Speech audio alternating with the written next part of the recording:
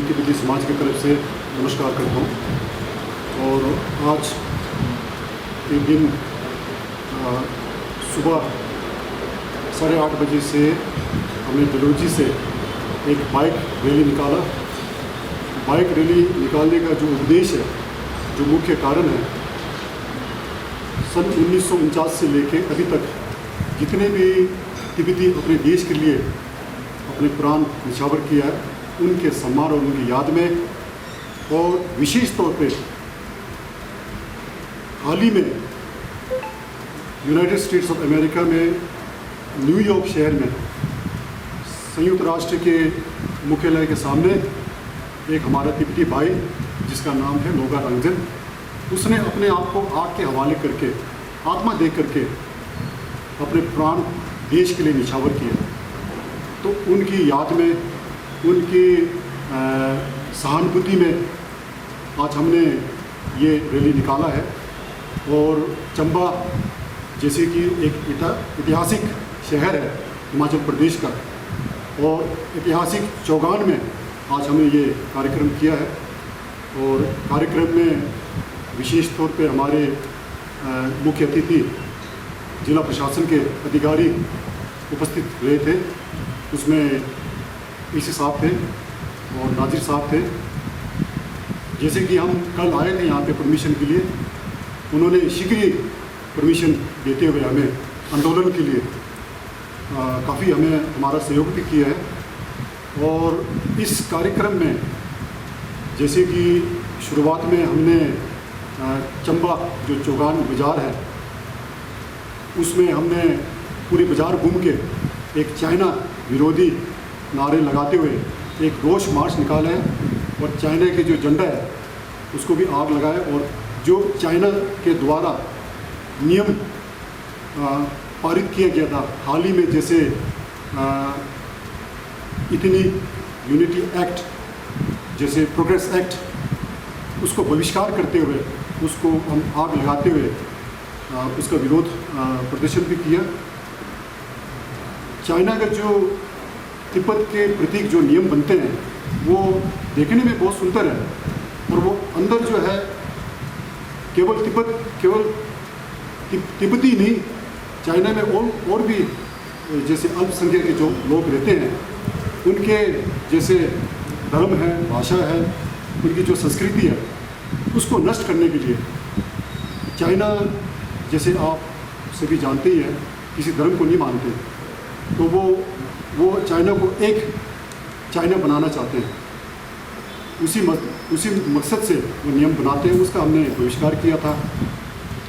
और उसके बाद हमने कार्यक्रम में, जैसे कि हमारे तिब्बती जो लोग हैं, अपने सिर को मुंडवा के एक जिन्होंने अपने देश के लिए प्राण न्यौछावर किया, उनके सम्मान में, उनकी याद में, और हाल ही में जो मैंने आपसे पहले जिक्र किया था, उसके याद में सिर मुंडन भी किया है। तो ये जैसे कि मैं पहले जिक्र कर रहा था, अब तिब्बती भाई बहन इतने मजबूर हो गए कि अपने शरीर को आग के हवाले कर रहे हैं, अपने प्राण को न्यौछावर कर रहे हैं। आप तिब्बत के अंदर क्या परिस्थिति देखते हैं? लोगों को हर चीज़ की पाबंदी है, कोई आज़ादी नहीं है, और अपने संघर्ष में अपने आप को आग लगाने के लिए मजबूर हैं। हालांकि हम तिब्बती लोग ये मानते हैं कि हमारे मुकाबले में देश चाइना बहुत बड़ा है, पर हमारी उम्मीद जो है कभी ख़त्म नहीं होगा, क्योंकि हमेशा सच्चाई की जीत होगी। तिब्बत की मांग में सच्चाई है। तिब्बत के ऊपर चाइना ने नाजायज़ कब्जा किया हुआ है, और आए दिन तिब्बत में हमारे तिब्बती भाई बहन के लोगों के साथ अत्याचार होते हैं, मानवाधिकार का हनन होते हैं। 1949 से लेकर अभी तक लाखों की संख्या में तिब्बती लोग शहीद हुए हैं। और जैसे कि मैं आत्मदेह की बात कर रहा था, ये केवल एक आत्मदेह नहीं है, उसके जो आंकड़े हैं 150 से ऊपर है। तो इतिहास गवाह है कि अपने देश के लिए खुद को लड़ना पड़ेगा, आगे आपको समर्थन जुटाना पड़ेगा। इसीलिए हम यहाँ चंबा ज़िले में आए साल या पूर्व में डलहौजी में हम आंदोलन करते हैं, पर इस बार हमने विशेष चंबा ज़िला इसलिए चुना क्योंकि ये चंबा ज़िला एक तो ऐतिहासिक है, घनी आबादी भी है, और लोगों के अंदर एक जागरूक हो, लोगों को एक संदेश मिले। और हमारा मेन जो मकसद है कि हम समर्थन चाहते हैं केंद्र सरकार का, राज्य सरकार का, स्थानीय लोग का, भारत के लोगों का हम भरपूर समर्थन चाहते हैं। समर्थन हमें पहले भी मिलता आ रहा है, पर और ज़्यादा हम चाहते हैं। जैसे वर्तमान में जो तिब्बत के अंदर चाइना के द्वारा जो नीति रहा है, तो इसी मकसद से हम यहाँ पे चंबा में आज हमने रैली निकाला है। तो ये रैली में जैसे हमारे डलहौजी के जो तिब्बती के जो समाज के लोग हैं, सभी ने बढ़ चढ़ के हिस्सा लिया। उसमें जैसे हमारे तिब्बती जो सेटलमेंट है, काफ़ी जो तिब्बती सेटलमेंट डलहौजी डलहौजी में जो स्थित है वो काफ़ी पुरानी है। 1960 के टाइम से डलहौजी में तिब्बती सेटलमेंट है वहाँ पे, और वहाँ पे तिब्बती प्रशासनिक अधिकारी भी है, लोकल तिब्बती संसद भी है, स्थानीय तिब्बती युवा मंडल भी है, स्थानीय तिब्बती महिला समिति भी है, स्थानीय मिडल वे अप्रोच भी है। तो आज इस कार्यक्रम का जो मुख्य जो आयोजक है वो हमारे 3 संस्थाएं हैं जो कि NGO है। जैसे कि मैं पहले जिक्र कर रहा था, सबसे पहले स्थानीय तिब्बती मंडल डलहौजी, स्थानीय महिला समिति डलहौजी, स्थानीय मिडल वे अप्रोच डलहौजी, और उनके समर्थन में, उनके सहयोग में डलहौजी तिब्बती प्रशासनिक अधिकारी, लोकल तिब्बती संसद के सदस्य और तिब्बती फ्रीडम मूवमेंट के अध्यक्ष और सदस्य सभी ने बढ़ चढ़कर हिस्सा लिया। सभी की सहयोग से आज ये आंदोलन किया जा रहा है। मैं इन्हीं शब्दों के साथ अपनी बात को यही विराम देता हूँ। इस आंदोलन ने अभी तक क्या रूपरेखा इख्तियार की जिससे यंग जनरेशन जो तिब्बती समाज से जुड़ा हुआ है उनको एक आज़ादी की उम्मीद नज़र आ सके? जी, ये आपका प्रश्न बहुत अच्छा है। जैसे 1949 से लेके शुरुआत में जो तिब्बती आज़ाद के जो संघर्ष था वो वायलेंस में था कि हम चाइना के मुकाबले करेंगे, पर परम पूज्य दलाई लामा जी के नेतृत्व में, दलाई लामा जी को आप अच्छे भले जानते हैं, एक शांति का दूत माना जाता है, शांति प्रिय गुरु जी हैं, केवल तिब्बती गुरु नहीं है, पूरे संसार के गुरु है। तो उनके नेतृत्व में वो हमें क्या बताते हैं कि हिंसा से कुछ हासिल नहीं होगा, अहिंसा का रास्ता अपनाओ। जैसे गांधी जी ने भारत को अंग्रेज के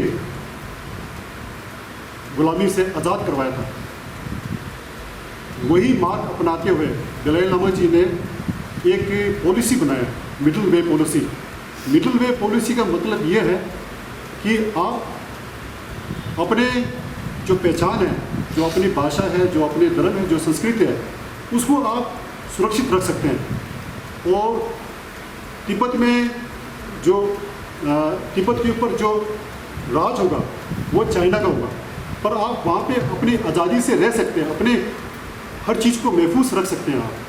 एक दलाई लामा जी ने एक सुझाव दिया था, उसको जो हमारे केंद्र तिब्बती संसद है उन्होंने एक प्रस्ताव पारित किया था, और उसके समर्थन में पूरे जो यहाँ पे जो शरणार्थी के रूप में जो भारत और विभिन्न देशों में जो रह रहे हैं, उन्होंने इस प्रस्ताव का समर्थन किया था।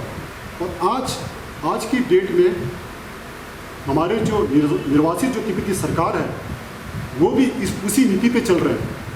और जो हमारे दूसरे भी जो संस्थाएं हैं, कुछ संस्थाएं ऐसे भी है, देखिए एक तिब्बती का जो सरकार, जैसे आप कह सकते हैं निर्वाचित जो सरकार है या फिर लीडरशिप चुनने का एक लोकतंत्र की तरह चुनते हैं, तो सबको अपने अपने जैसे मार्ग अपनाने के लिए वो है, क्या कहते हैं, फ्रीडम है।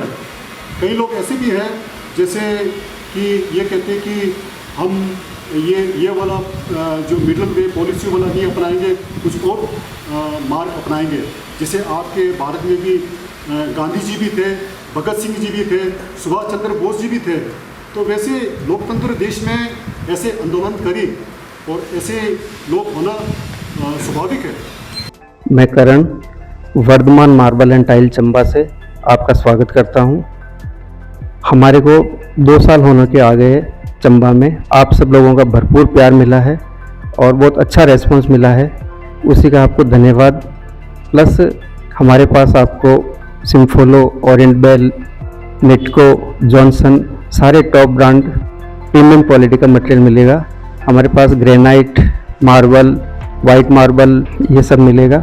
और सबसे अच्छी बात ये है कि हमारे पास जितना भी माल है, ग्रेनाइट, मार्बल जो भी है, डायरेक्ट फैक्ट्री से आता है और आपको बहुत कम रेट में और अच्छी क्वालिटी में हमारे पास मिलेगा। अगर आप अपना नया घर बना रहे हैं, नया शोरूम बना रहे हैं, तो एक बार आइए हमारे पास, आप हमारे रेट चेक कीजिए, बहुत अच्छे रेट मिलेंगे आपको। धन्यवाद।